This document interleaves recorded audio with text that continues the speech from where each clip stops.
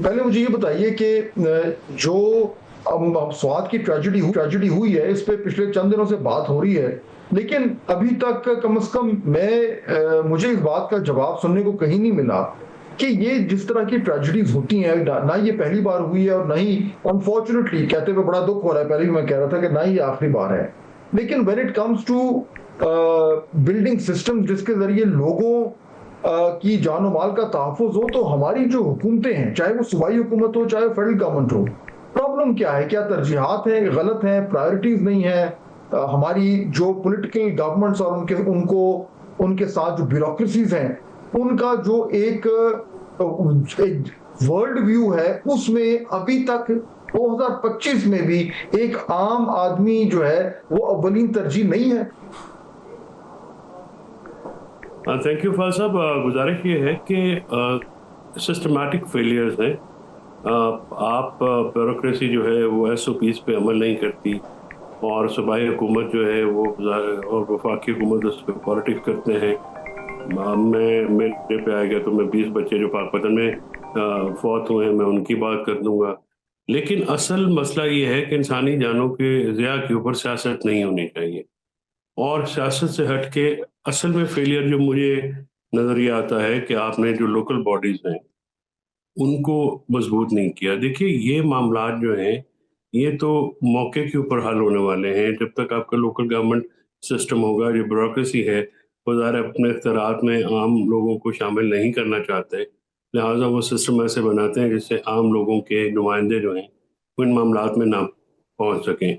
जैसे जो ये वाला वाक़या है, ये बहुत ही अफ़सोसनाक वाक़या है। यानी 2 घंटे तक एक फैमिली वहाँ पे फँसी रही। अ, होटल वालों के पास कोई ऐसा मैनेजमेंट सिस्टम नहीं था। गवर्नमेंट के इदारों के पास कोई ऐसा नहीं सिस्टम नहीं था। इवन कोई रस्सी, कोई केबल, कोई ऐसी चीज़ भी नहीं थी जो उन तक पहुँचाई जा सकती है। और हादसात होते रहते हैं, हादसात का तो होना ज़ाहिर है अल्लाह की कुदरत होती है, लेकिन हादसात को होने से रोकने की कोशिश नज़र आनी चाहिए। वो कोशिश क्या हुई, कितनी सीरियस हुई, उसको देखने की ज़रूरत होती है। तो ये अभी कुछ लोगों को सस्पेंड आपने कर दिया है, ठीक है, लेकिन वाक़ये की ज़िम्मेदारी का तयन तो होना चाहिए। और इसमें प्रोविंशियल डिज़ास्टर मैनेजमेंट अथॉरिटीज़ हैं, नेशनल डिज़ास्टर मैनेजमेंट अथॉरिटीज़ हैं, NDMAs, PDMAs, उनका भी रोल मुतय्यन कीजिए कि वो क्या लेकिन कर रहे हैं। डबल 1, लेकिन डबल 2 इशू इशू तो फैसल साहब, इशू ये ना कि ये हर हर साल कहीं ना कहीं इस तरह का मामला होता है, जब कुछ सान्या होता है तो शोर मचता है। मेरा सिर्फ ये मानना है या कहना है कि जो सिस्टम्स हैं, अब मिसाल के तौर पर हम ब्रॉड बात नहीं करते, हम स्पेसिफिक बात करते हैं। रेस्क्यू रेस्क्यू का जो महकमा है वो प्रोविंशियल लेवल पर भी है, सूबाई लेवल पर भी है। कई जगह वो बहुत अच्छा काम करता है, कई जगह वो नहीं करता। रेस्क्यू जो है वो, यानी कि अगर आप लोगों के नुक्ता नजर से देखें तो it is one of the most important things. हर जगह कहीं ना कहीं किसी ना किसी को रेस्क्यू की जरूरत होती है। क्या वजह है कि वो उस तरह का एक प्रोफेशनल सेटअप हम नहीं बना पाए जिससे फौरी तौर पर जो है वो लोगों को जो इस तरह की मुसीबतों में फंसे उनको रेस्क्यू किया जाए। वो महकमा ऐसा हो जिसके पास वसाइल हो, जिसके पास ट्रेनिंग हो। आफ्टर ऑल सारी दुनिया में इस तरह के इदारे होते हैं, हमारे साथ क्या प्रॉब्लम है, हम क्यों नहीं बना पा रहे हैं? नहीं, तरजीहात नहीं है ना। देखिए, ये परवेज़ इलाही साहब ने शुरू किया था, and credit goes to him. Double 1, double 2 Punjab में सबसे पहले किया गया, फिर इसको जो कॉपी किया गया, विच के करना चाहिए था। बहुत अच्छा सिस्टम है। मैं वही कह रहा हूँ कि जो रेस्क्यू की टीमें हैं दुनिया भर में, आप देखें वहाँ पे तो पुलिस डिपार्टमेंट, LAPD है, न्यूयॉर्क पुलिस डिपार्टमेंट है, लॉस एंजलिस पुलिस डिपार्टमेंट है, शिकागो पुलिस डिपार्टमेंट है, वहाँ पे वो भी लोकल उन्होंने कर दिया। बेसिकली जो गवर्नेंस का जो मॉडल है हमारा, उसमें फ्लॉ है। हम पेशावर में बैठ के आप स्वात को कंट्रोल नहीं कर सकते, स्वात में बैठ के कंट्रोल होना होता है। इस तरह से लाहौर से बैठ के आप जेएलएम को कंट्रोल नहीं कर सकते, जेएलएम से कंट्रोल होना होता है।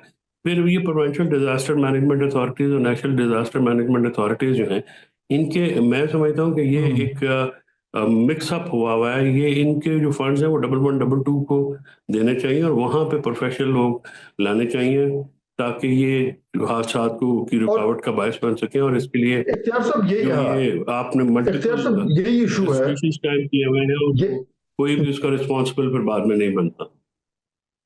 इख्तियार साहब, ये इशू मैं इस पे जरा टच ऑन करके फिर मैं कुछ दीगर मामलातों से बात करना चाह रहा हूँ।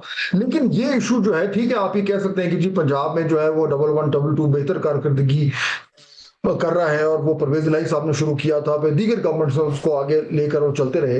लेकिन जनरली स्पीकिंग, हुकूमत नून लीग की हो या हुकूमत किसी और की हो या पीटीआई की हो, ये बेसिक लेवल ऑफ जो एक प्रोविजन ऑफ सर्विसेज है जो गवर्नमेंट की जिम्मेदारी होती है, और ये इतनी बड़ी को रॉकेट साइंस नहीं है। जब कभी किसी ने कोशिश की तो वो मामलात बेहतर हुए। 1122 उसकी एक एग्जांपल है। लेकिन समहाउ ये शाज़ नादिर ही होता है। क्या वजह? मुझे तो ये लगता है कि वजह ये है कि आम लोग और उनकी फलाह जो है वो नहीं आता सियासी जमातों की तरजीहात में, जब वो इक़्तिदार में आते हैं। इक़्तिदार से बाहर तो हमेशा वही बात करते हैं। देखें, इसमें कोई शक नहीं है कि हादसा जो है वो दुनिया भर में हर जगह पर, हर मुल्क में, हर शहर में होते रहते हैं। कुदरती आफात आती हैं, ज़लज़ले आते हैं, सैलाब आते हैं, आग लग जाती है, बॉम्बिंग हो जाती है, धमाके हो जाते हैं, सब कुछ होता है। लेकिन उसके बाद ये देखा जाता है कि वहाँ पर हुकूमत क्या कर रही थी, इंतज़ामिया क्या कर रही थी, वहाँ का हुक्मरान जो था उसकी प्रायोरिटीज़ क्या थी। आज से ये आपने 2022 का वाक़या आपको याद होगा जो आया था, उस वक़्त भी ऐसा ही एक वाक़या था कोहिस्तान में, और वो बच्चे, वो 5 बंदे जो थे वो मर गए थे। बिल्कुल सेम वाज द केस। क्या रिस्पॉन्स था? हेलीकॉप्टर किसके पास है? इनके पास है। तीसरी असम्बली है, तीसरी हुकूमत है, मिसाली हुकूमत का दावा करते हैं, मिसाली गवर्नर्स का दावा होता है, लेकिन इतने लाइफ सेविंग जैकेट्स इनके पास नहीं है कि ये किसी को प्रायोरिटी नहीं है। हालांकि होंगी, प्रायोरिटी नहीं है। 2 घंटे it's a hell of time कि आपको लोग चीख रहे हैं, मदद के लिए पुकार रहे हैं, कौन उनकी आवाज़ सुनता? आप उस वक़्त अडियाला जेल में खड़े थे, आप अडियाला जेल में तकरीरें कर रहे थे, प्रेस कॉन्फ्रेंस कर रहे थे, आप केपी हाउस इस्लामाबाद से आपका बाहर आप निकलते नहीं है, काबीना आपकी इधर बैठी होती है, चीफ सेक्रेटरी को, सारे सेक्रेटरीज को आपने इधर बिठाया होता है। खैबर पख्तूनख्वा में जहां पर वजीरों ने पैसे देकर अपनी वजारतें ली हो, सेक्रेटरियों ने अपने पैसे देकर अपनी पोजीशंस ली हो, तो कोई काम नहीं करता। वहां पर फिर ऐसा ही होता है। एंड अबव ऑल, एक रस्सी आप फेंक कर उनको बचा सकते थे, आपने नहीं फेंकी। लेकिन चले, हम यही कहेंगे, बहैसियत मुसलमान हमारा अकीदा है कि अजल जब आता है तो कोई उसको फिर टाल नहीं सकता। लेकिन उन मैयतों को एक आम वॉलंटियर ने, जिसके पास अपनी देसी कश्ती थी, उसने निकाला, और सूबाई हुकूमत ने मैयतों को कूड़ा क्रिकेट फेंकने वाली गाड़ी में, डंपर में डालकर फिर उन मैयतों को रवाना किया। This is what we all, हमें, हम सबके सर जो है वो शर्म से झुकते हैं। और मैं इस हरकत पर बिल्कुल हमारे सर जो है वो शर्म से सरनगू है। लेकिन मैं इस बात, फहद भाई, मैं मुझे एक जुमला बोलने दीजिए, एक जुमला मैं बोलना चाहता हूं। मैं इस घटिया हरकत पर, इस शर्मनाक हरकत पर खैबर पख्तूनख्वा की हुकूमत ने, जो अली अमीन साहब की हुकूमत ने किया, मैं इस पर पंजाब के उस गमज़दा खानदान से, पंजाब के एक एक बच्चे से, एक एक माँ से, एक एक बाप से, एक एक बेटे से, मैं उनसे माफ़ी चाहता हूँ बहैसियत एक पश्तून, कि ये रवैया नहीं होना चाहिए था। और आप कभी भी खैबर पख्तूनख्वा की तरफ आना मत छोड़िए। स्वाद आपका है, नथिया गली आपकी है, लेकिन आप इन पे मत रहिए। अपने हिफाजती तदाबीर खुद आप अडॉप्ट कीजिए।